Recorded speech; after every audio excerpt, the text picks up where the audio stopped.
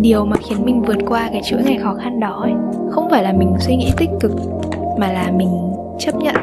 Mình chấp nhận rằng mình không ổn. Mình chấp nhận là cuộc sống sẽ có những lúc vui điên lên, nhưng mà có những lúc không thể buồn hơn, không thể tệ hơn được ấy.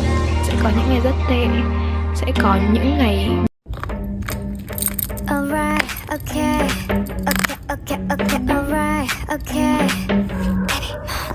I got no worries on my mind. 난 멈추지